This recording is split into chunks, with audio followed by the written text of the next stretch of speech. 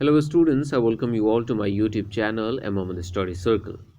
आज की इस वीडियो में हम लोग गुलमोहर क्लास 5 का यूनिट 6 पढ़ने जा रहे हैं, जिसका टाइटल है Sam and the secret call. तो चलो हम लोग इस चैप्टर को शुरू करते हैं। इससे पहले कि मैं चैप्टर को पढ़ाना शुरू करूं, मैं आप सबसे रिक्वेस्ट करना चाहूँगा कि अगर आप चैनल पर नए हैं तो प्लीज़ उस रेड कलर के बटन को दबाकर चैनल को सब्सक्राइब कर लीजिए और साथ में बेल आइकन भी प्रेस कर लीजिए, ठीक है ना। दूसरी बात कि एक ही वीडियो में इस पूरे चैप्टर को एक्सप्लेन करने वाला हूँ, इसलिए हो सकता है कि वीडियो थोड़ा सा लंबा हो जाए। तो आप क्या कर सकते हैं, इसको 1.25 या 1.5 के स्पीड से देख सकते हैं। आपको यूट्यूब के सेटिंग में स्पीड को इंक्रीज़ करने का ऑप्शन मिल जाएगा। So let's start our chapter. Sam and his parents have been coming to the same island every summer ever since he could remember। अब यहाँ पे बताया गया है कि जब से सैम को याद है तब से सैम और उसके पेरेंट्स एक ही मतलब सेम आइलैंड्स पे हर साल समर सीजन में आया करते हैं। They always stay in the same small house which has a fantastic view of the glittering sea। और वे लोग हर बार एक ही घर में रुकते हैं, उनका वो फेवरेट घर है और वहाँ से समुद्र का मतलब गिल्टिंग कहने का मतलब चमकते हुए समुद्र का एक फैंटास्टिक व्यू, एक ज़बरदस्त नज़ारा देखने को मिलता है जहाँ पे वे लोग जिस घर में वे लोग ठहरते हैं। The first evening back on the island. अब वापस जब ये लोग आइलैंड में फिर से आए हैं, उस दिन पहले इवनिंग को Sam and his family decide to go out to their favourite island restaurant Ocean. तो उस दिन शाम को सैम और उसकी फैमिली डिसाइड करती है कि वे लोग अपने फेवरेट रेस्टोरेंट में जाएंगे, जिसका नाम क्या है, ओशियन। तो ये ओशियन जो है वहाँ पे एक आइलैंड है, वहाँ पे एक रेस्टोरेंट का नाम है Ocean. While they are eating dinner, जब वे लोग डिनर कर रहे थे, डोमिनिक द हेड वेटर। तो आप जानते होंगे कि होटल में रेस्टोरेंट में क्या होते हैं, वेटर्स होते हैं जो कि आपको खाना परोसने का काम करते हैं, फूड सर्व करने का काम करते हैं। तो जब सैम और उसकी फैमिली डिनर कर रहे थे तो जो हेड वेटर था ओशियन रेस्टोरेंट का, डोमिनिक जिसका नाम था, वो कहता है tells them about his cousin Armando. वो अपने कज़न अरमांडो के बारे में उन्हें बताता है। He says that Armando has a boat and can take Sam swimming with the dolphins। वो कहता है कि अरमांडो मेरे कज़न के पास एक बोट है और वो सैम को डॉल्फिन्स के साथ स्विमिंग के लिए ले जा सकता है। Armando even has a secret call that brings the dolphins to him. यहाँ तक कि अरमांडो के पास एक सीक्रेट कॉल है, एक सीक्रेट तरीका है जिससे वे डॉल्फिन्स को अपने पास बुला सकता है। Sam is very excited to hear this. इस बात को सुनकर सैम काफ़ी ज़्यादा एक्साइटेड हो गया। The next day Sam's family takes him to meet Armando. अगले दिन सैम की फैमिली सैम को अरमांडो से मिलाने ले जाती है। Will Sam get to swim with the dolphins? क्या सैम डॉल्फिन्स के साथ स्विमिंग कर पाएगा? Read on to find out. इसी बात का पता लगाने के लिए हम लोग स्टोरी को पढ़ेंगे। तो यहाँ से हमारा एक्चुअल स्टोरी शुरू होता है। ऊपर हमने जो भी देखा वो ओवरव्यू था, स्टोरी में क्या क्या हो रहा है इसके बारे में वहाँ पे एक ओवरव्यू दिया गया था। It was time to go. अब जाने का समय आ गया था। Sam waved good bye to his family as the little boat chugged out to sea. Chugged out कहने का मतलब क्या हुआ, आपके बुक में यहाँ पे दिया गया है, moved slowly towards the sea making the sound of an engine. कहने का मतलब कि जैसे ही वो छोटा सा बोट इंजन की आवाज़ के साथ समुद्र की तरफ चलना शुरू किया, सैम ने अपनी फैमिली को अलविदा कहा, उन्हें गुड बाय कहा। Armando through him a life jacket. Put on this he said, I have promised your mother that you will wear it. तभी अरमांडो क्या करता है, सैम को एक लाइफ जैकेट देता है और कहता है कि इसे पहन लो, क्योंकि मैंने तुम्हारी मॉम से ये प्रॉमिस किया है कि तुम इसे पहनोगे। अब लाइफ जैकेट क्या होता है मैं आप लोगों को दिखाना चाहूँगा। तो मैं आप लोगों को लेकर आता हूँ इस बोट पे। तो ये छोटा सा बच्चा जो दिख रहा है ये सैम है और ये अरमांडो है, और ये जो चीज़ दिख रहा है ना, इसी को हम लोग क्या कहते हैं, लाइफ जैकेट कहते हैं। तो इसका फंक्शन क्या होता है कि अगर आप इसको पहने होते हो और अगर किसी एक्सीडेंट में अगर आप पानी के अंदर गिर जाते हो तो आप उसके अंदर डूबोगे नहीं, है ना, आप पानी पे फ्लोट करने लगोगे, आप पानी पे तैरने लगोगे, है ना। तो ये एक सेफ्टी फीचर होता है, क्या, लाइफ जैकेट। तो वो कहता है कि इसे पहन लो क्योंकि मैंने वादा किया है कि तुम पहनोगे। Lying on the small deck with the chugging of the boat. अब देखो यहाँ पे बताया गया है कि जो अरमांडो था वो बोट को चला रहा था और जो सैम था उस बोट के डेक पे क्या हुआ था, लेटा हुआ था, सोया हुआ था, with the chugging of the boat. और उस समय बोट के इंजन की आवाज़ उसके कानों में आ रही थी। And a gentle sea breeze fanning his face. और एक कोमल सा प्यारा सा समुद्री हवा उसके फेस पे लग रहा था। Sam almost fail asleep. और इन सब चीज़ों की वजह से, जो कि काफ़ी रिलैक्सिंग था, काफ़ी अच्छा था, सैम को लगभग नींद आ गई। At last Armando's voice brought him wide awake. और आखिरकार अंत में अरमांडो ने उसको जगाया। अरमांडो उसको जगा कर क्या कहता है, okay Sam, we here now, yes, help me drop the anchor please. अब सैम को कहता है अरमांडो कि सैम अब जग जाओ, हम लोग यहाँ पे आ गए हैं और मेरी मदद करो इस एंकर को, इस लंगर को नीचे डालने के लिए। तो समुद्र में जब हम लोग जहाज को या बोट को खड़ा करते हैं तो लंगर जो है ना पानी के अंदर नीचे डाल देते हैं ताकि बोट जो है ना मूव न करे, पानी के साथ बहे नहीं, है ना।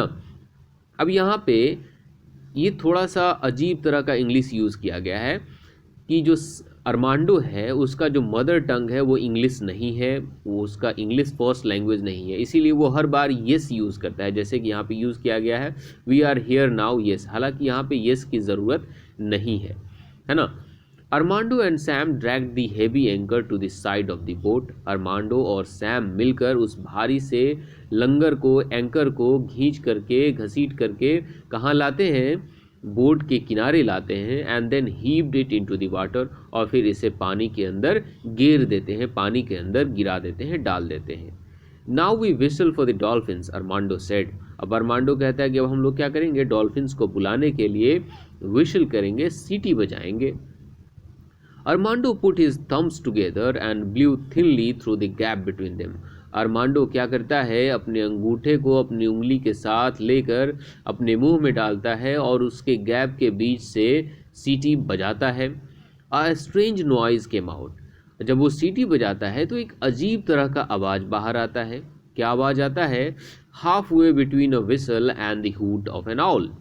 ये जो आवाज़ है वो आधा ऐसा लग रहा था कि आधा सीटी की आवाज़ है और आधा उल्लू के चिल्लाने की आवाज़ है ना। तो ये कम्प्लीटली सीटी की तरह नहीं लग रहा था और ना ही उल्लू के चिल्लाने की तरह लग रहा था, इन दोनों का मिक्सचर लग रहा था जो आवाज़ उसके सीटी से बाहर निकला। Sam copied Armando exactly, but when he blew, no sound came out at all. अब सैम एक छोटा सा बच्चा था, वो भी अरमांडो की नकल करते हुए वैसा ही सीटी बजाने की कोशिश करता है, लेकिन उससे कोई भी आवाज़ बाहर नहीं निकलता है। मतलब सैम सीटी नहीं बजा पाता। आप देख सकते हो यहाँ पे इस छोटे से पिक में ये जो सैम है वो क्या कर रहा है, अपने उंगली को मुंह में डालकर सीटी बजाने की कोशिश कर रहा है। I tell you it is difficult, laughed Armando. Armando हंसते हुए कहता है कि मैं तुम्हें बता दूं कि इस तरह से सीटी बजाना काफ़ी डिफ़िकल्ट है, काफ़ी मुश्किल है। He made the same strange whistling noise again. और इतना कह के अरमांडो फिर उस अजीब तरह के आवाज़ को, अजीब तरह के सीटी को फिर से उसने बजाया। Look, cried Armando pointing, here they come. और फिर तभी अरमांडो किसी दूसरी तरफ इशारा करते हुए, चिल्लाते हुए कहता है कि देखो, लो वो आ गए। कौन आ गए? डॉल्फिन्स आ गए। Sam couldn't believe his eyes. Sam जो देख रहा था उसको देखकर उसके अपने ही आंखों पे भरोसा, विश्वास नहीं हो रहा था। ऑन द होराइजन, होराइजन कहने का मतलब क्या है, the line at which the sky and the sun, not sun है यहाँ पे, सी होगा। The line at which the sky and the sea appear to meet. अब आपको मैं इस पिक्चर को जूम करके दिखाता हूँ। तो ये जो पिक्चर है ना, इसमें ये जो लाइन दिख रहा है, यहाँ पे ऐसा लग रहा है कि समुद्र और आसमान दोनों एक दूसरे से मिल गए हैं। इसी को हम लोग होराइजन कहते हैं और हिंदी में इसको क्षितिज कहा जाता है। क्या कहा जाता है? क्षितिज कहा जाता है। तो हिंदी हिंदी का जो वर्ड है वो और ज़्यादा टफ है, तो आप होराइजन ही याद रखो।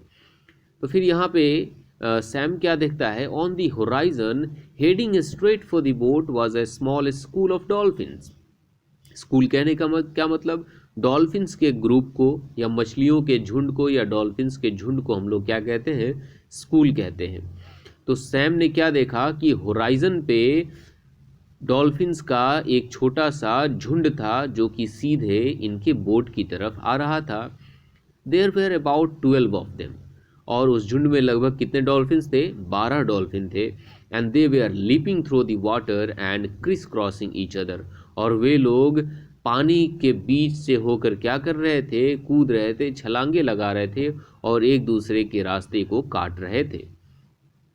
Now I show you something said Armando. Armando कहता है कि अब मैं तुम्हें कुछ दिखाता हूँ।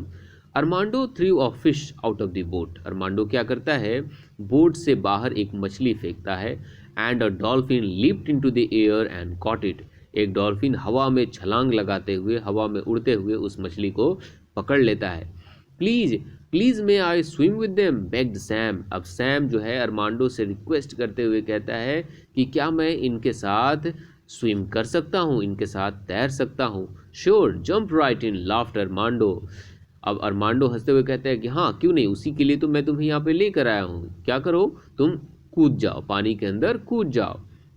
सो Sam dove into the water, और जैसे ही अरमांडो ये बात कहता है, सैम क्या करता है? पानी के अंदर गोता लगा देता है, पानी के अंदर डुबकी लगा देता है।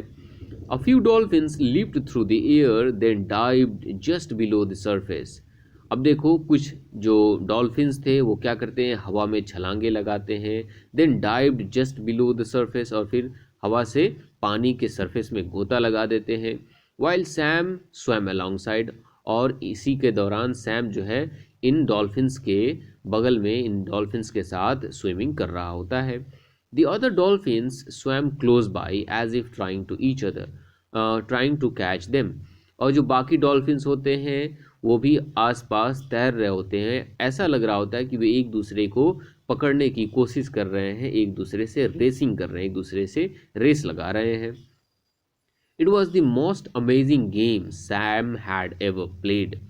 बताया गया है कि ये सबसे शानदार खेल था जो कि सैम ने आज तक खेला था।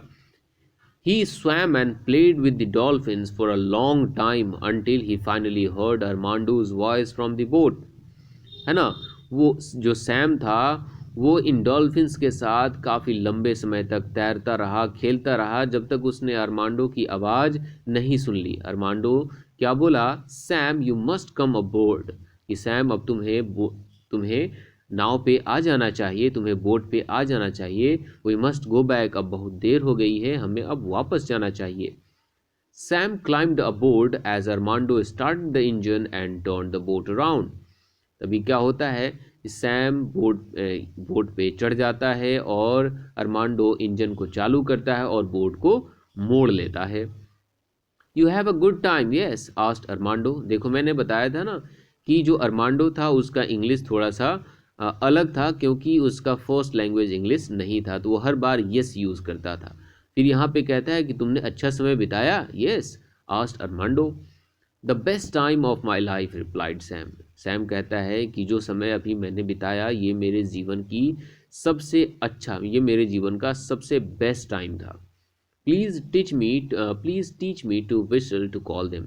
अब यहाँ पे सैम रिक्वेस्ट करता है कि मुझे सिखाओ, विशल करना सिखाओ कि कैसे विशल करके डॉल्फिन्स को बुलाया जाता है। I promise I won't tell anyone else, कि मैं वादा करता हूँ कि मैं इस बारे में किसी को नहीं बताऊँगा कि कैसे विशल करके डॉल्फिन्स को बुलाया जाता है, तो तुम मुझे सिखाओ। Armando thought for a moment. Sam की बात को सुनकर अरमांडो थोड़ा देर के लिए सोचता है। Then he sat on the deck and showed Sam the exact position the thumbs should be in and the exact pressure Sam should blow through them with his lips. तब अरमांडो क्या करता है? वो बोट के deck पे बैठ जाता है और सैम को बताता है कि उसके अपने अंगूठों को अपने मुंह के अंदर कैसे रखना चाहिए और उनके बीच जो गैप है उस गैप में अपने लिप्स के थ्रू कितना प्रेशर से हवा फूंकना चाहिए ताकि वो विसल कर पाए। After half an hour and many failed attempts, है ना, आधे घंटे के बाद और कई असफल प्रयासों के बाद Sam finally blew through his thumbs and out came a perfect whistle. अंततः सैम ने विसल बजाना सीख लिया और उसने जब विसल बजाया तो एक परफेक्ट विसल क्रिएट हुआ। Brilliant, now you can do it, said Armando. But now the wind but now the wind was stronger. अब जब ये लोग वापस आ रहे थे तो हवा काफ़ी तेज़ हो गई थी। समुद्र में जो हवा है ना काफ़ी तेज़ चलती है वैसे भी, लेकिन अभी हवा काफ़ी तेज़ हो गई। The sea was choppy. Choppy कहने का मतलब क्या होगा, आपके बुक में दिया गया है rough with the many waves because of strong winds. तेज हवा बहने की वजह से समुद्र में बड़े बड़े वेव्स आने लगे थे, बड़े बड़े लहरें उठने लगी थी और इसकी वजह से समुद्र काफ़ी चौपी, काफ़ी डरावना, काफ़ी ख़तरनाक हो गया था, है ना। The sea was choppy and the little boat was swaying in the water. Swaying कहने का मतलब ज़ोर ज़ोर से हिलना, और उन वेव्स की वजह से इनका जो छोटा सा बोट था वो पानी में लहरा रहा था और हिल रहा था। A large wave crashed on over the side of the boat। तभी क्या हुआ, एक बड़ा सा जो वेव है, वाटर वेव, वो आकर इनकी बोट के साइड से टकरा जाता है, throwing Armando on the floor where he lay without moving। और इसकी वजह से अरमांडो जो है फ्लोर से जाकर टकरा जाता है, फ्लोर पे जाकर गिर जाता है और वहाँ पे बिना हिले डुले वहाँ पे पड़े रहता है। वो मोशनलेस हो जाता है, शायद वो बेहोश हो जाता है, अनकॉन्शियस हो जाता है, क्योंकि उसका सर जो है फ्लोर से टकरा जाता है। Sam try to revive him कहने का मतलब होश में लाना। सैम अरमांडो को होश में लाने की कोशिश करता है, बट इट डिडंट वर्क, लेकिन यह काम नहीं आता है। Sam looked around nervously. Sam nervous होकर चारों तरफ देखता है। All he could see around him were the blue waters of the सी।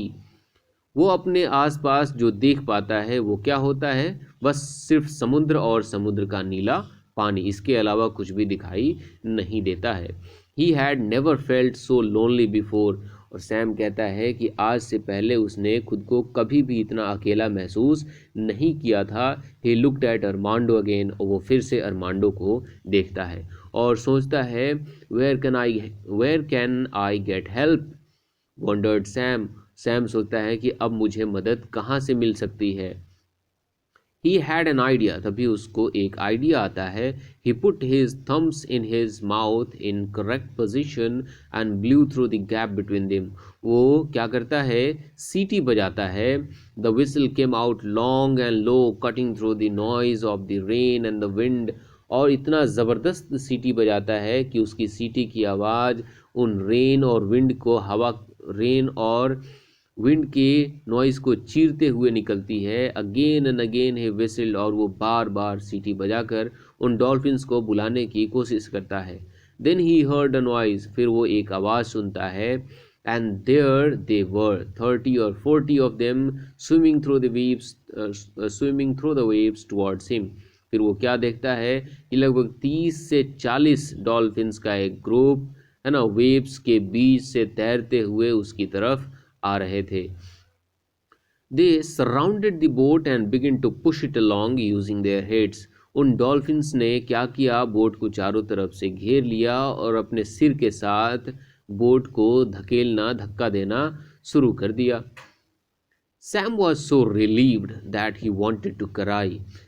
इस बात को देखकर सैम इतना रिलीव्ड, इतना रिलैक्स्ड हो गया कि वो सुकून से, वो चैन से, मतलब रोना चाहता था। मतलब वो उन डॉल्फिन्स के काम को देखकर वो काफ़ी सेटिस्फाइड हो गया था और खुशी के आंसू निकल गए थे। हम लोग बोल सकते हैं वो रोना चाहता था। The dolphins pushed the little boat for many hours until the storm had passed and the sky was clear। उन डॉल्फिन्स ने उस बोट को कई घंटों तक धकेलता रहा मतलब वे जो डॉल्फिन्स थे उस बोट को कई घंटों तक धकेलते रहे जब तक कि तूफान ख़त्म ना हो गया और आसमान साफ ना हो गया। तो आसमान के साफ होने तक और तूफान के शांत होने तक वे डॉल्फिन्स उस बोट को धकेलते रहे अपॉन द डेक। और उस समय सैम क्या कर रहा था डेक पे?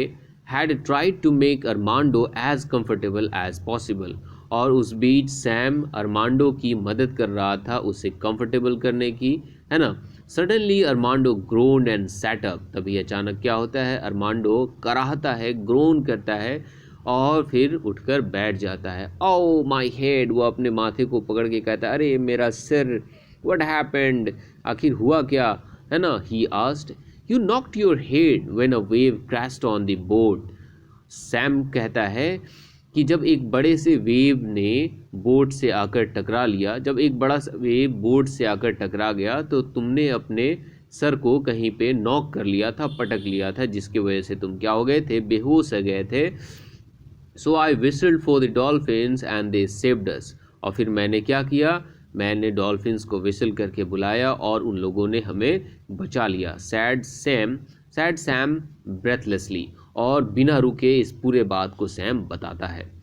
Incredible, Armando said. अरमांडो कहता है कि शानदार बात कही तुमने। In all my years I never see anything like this. मैंने इतने सालों में ऐसा कभी कुछ भी नहीं देखा है, या ऐसा मेरे साथ कभी कुछ भी नहीं हुआ है जो आज हुआ है। It is a good thing I teach you the whistle, yes, है ना, कि तुम्हें विसल करना सिखाना कितना अच्छा रहा, कितना शानदार रहा। देखो फिर इसने यस यूज़ किया है, जो कि यस की ज़रूरत वहाँ पे नहीं थी। Armando lean down to the dolphins, thank you my friends, I fix the engine, well now you can rest. और अरमांडो डॉल्फिन्स की तरफ झुकते हुए उन्हें थैंक यू कहता है और कहता है कि अब मैं इंजन को फिक्स करने जा रहा हूँ, इंजन को रिपेयर करने जा रहा हूँ। अब तुम लोग क्या कर सकते हो? आराम कर सकते हो, रेस्ट कर सकते हो। The dolphins stopped pushing slowly, turned around, and then joyfully leaped through the waves back out to sea. इतना सुनने के बाद डॉल्फिन्स उस बोट को धक्का देना छोड़कर वापस मुड़ जाते हैं और बड़े ही जॉयफुली, बड़े ही हैप्पीली वापस समुद्र में उन वेव्स के बीच तैरते हुए चले जाते हैं। आपको मैं पिक्चर में दिखाना चाहूँगा कि ये रहा पिक्चर, और ये सारे डॉल्फिन्स जो हैं क्या कर रहे थे? इसको धक्का दे रहे थे और अरमांडो यहाँ पे बेहोश पड़ा हुआ था। ठीक है ना। मैं क्या करूँगा, इसी वाले पार्ट को आपके थंबनेल पे भी ऐड करने की कोशिश करूँगा। और ये छोटा सा बच्चा सैम है। स्टोरी आगे कैसे प्रोसीड होता है इसको हम लोग देखते हैं। Thank you my friends, you saved my life, yelled Sam waving at them. अब अरमांडो के बाद सैम जो है उन डॉल्फिन्स को थैंक्स कहता है और कहता है कि तुम लोगों ने मेरी लाइफ बचा ली, मेरी ज़िंदगी बचा ली, और उनको वेव करता है, उनको बाय कहता है। Not long after the engine roar to life. बहुत ही जल्द अरमांडो ने इंजन को ठीक कर लिया और इंजन स्टार्ट हो गया। We will be back very soon now, said Armando at the wheel, है ना। अरमांडो कहता है कि हम लोग फिर तुरंत वापस आएंगे तुम लोगों से मिलने। Well young Sam, what a day you had, है ना। और फिर यहाँ पे कहता है कि सैम, क्या ज़बरदस्त दिन था आज तुम्हारे लिए। बट सैम वॉजंट लिसनिंग, लेकिन सैम अरमांडो की बातों को सुन नहीं रहा था। He was watching the last of the dolphins flying like a bird through the golden water. Sam Armando की बातों को नहीं सुन रहा था, वो तो उन डॉल्फिन्स को जाते हुए और पानी के, सुनहरे पानी के बीच उन डॉल्फिन्स को बर्ड की तरह, पंछी की तरह सुनहरे पानी में उड़ते हुए देख रहा था। Its majestic fin glinting in the rays of the setting sun. और इनके जो पंख थे, इनके जो फिन थे, जो डॉल्फिन्स के जो फिन होते हैं, वो ढलती हुई सूरज की रोशनी में चमक रहे थे। इसी चीज़ को सैम देख रहा था, वो अरमांडो की बातों को सुन नहीं रहा था। यहाँ पे नोट दिया गया है, Armando's English is little different because his home language is not English. ये बात मैंने कई बार आप लोगों को चैप्टर के बीच में बताया है कि अरमांडो का जो इंग्लिश है वो थोड़ा अलग है, क्योंकि उसका जो होम लैंग्वेज है, जो उसका मदर टंग है, वो इंग्लिश नहीं है। तो इस तरह से हमने इस स्टोरी को अच्छे से एक्सप्लेन कर लिया, अच्छे से समझ लिया, अच्छे से पढ़ लिया। वीडियो कैसा लगा आप लोग कमेंट करके मुझे ज़रूर बताइएगा, है ना। अगर वीडियो का एक्सप्लेनेशन अच्छा लगा तो आप लोग ये भी बताइएगा, वीडियो को लाइक कीजिएगा, अपने फ्रेंड्स के साथ और क्लासमेट्स के साथ शेयर कीजिएगा, और चैनल पे नए होंगे तो सब्सक्राइब कीजिएगा। मिलते हैं एक नए चैप्टर के साथ, तब तक के लिए बाय बाय।